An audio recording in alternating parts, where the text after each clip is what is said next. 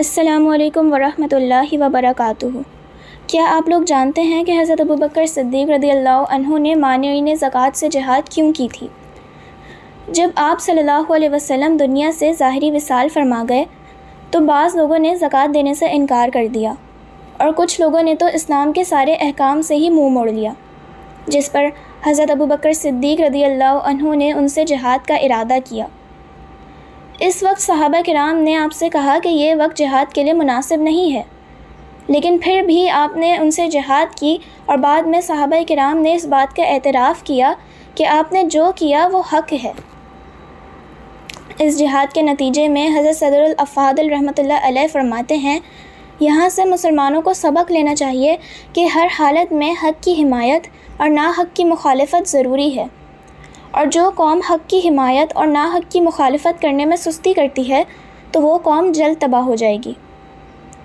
میرا آپ کو یہ واقعہ سنانے کا مقصد یہ ہے کہ اگر حضرت ابوبکر صدیق رضی اللہ عنہ ان سے جہاد نہ کرتے اور ان لوگوں کو چھوٹ دے دیتے تو دھیرے دھیرے وہ روزہ رکھنے سے انکار کر دیتے، پھر نمازیں پڑھنے سے بھی منع کر دیتے، تو آپ مجھے بتائیں کہ پھر دین کی کیا شکل و صورت باقی رہتی؟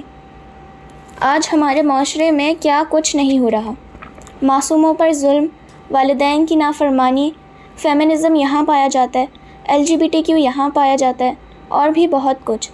لیکن ہم کیا کہتے ہیں؟ ہم یہ کہتے ہیں کہ چھوڑو، ہمیں کیا، جو کر رہا ہے اس کو کرنے دو، اپنی آخرت کی فکر کرو، یہ ہم کر ہی کیا سکتے ہیں، ہم تو مجبور ہیں۔ آپ صلی اللہ علیہ وسلم نے فرمایا کہ اگر تم میں سے کوئی شخص کسی برائی کو دیکھے تو اسے اپنے ہاتھ سے روکنے کی کوشش کرے، اگر یہ نہیں کر سکتا تو اپنی زبان سے روکنے کی کوشش کرے، اگر یہ بھی نہیں کر سکتا تو اسے اپنے دل میں برا جانے، اور یہ ایمان کا کمزور حصہ ہے۔ آپ نے یہ بھی فرمایا کہ افضل جہاد ظالم حکمران کے سامنے کلمہ انصاف کہنا ہے، لیکن ہم حکمران تو دور کی بات ہے، ایک دوسرے سے حق نہیں کہہ پاتے۔ آپ کو کیا چیز روک رہی ہے ظالموں کے خلاف آواز اٹھانے سے؟ ہمارے پاس اتنی بڑی طاقت سوشل میڈیا ہے تو کیوں ہم اس پر حق کو پروموٹ نہیں کرتے؟ کیوں انفلوئنسرز فلسطین پر بات نہیں کر رہے؟ میری گزارش ہے تمام انفلوئنسرز سے اور آپ لوگوں سے کہ سوال کریں، آواز اٹھائیں، فلسطین پر آواز اٹھائیں، ظالموں کے خلاف آواز اٹھائیں۔ اپنا خیال رکھیے گا، دعاؤں میں یاد رکھیے گا۔ السلام علیکم۔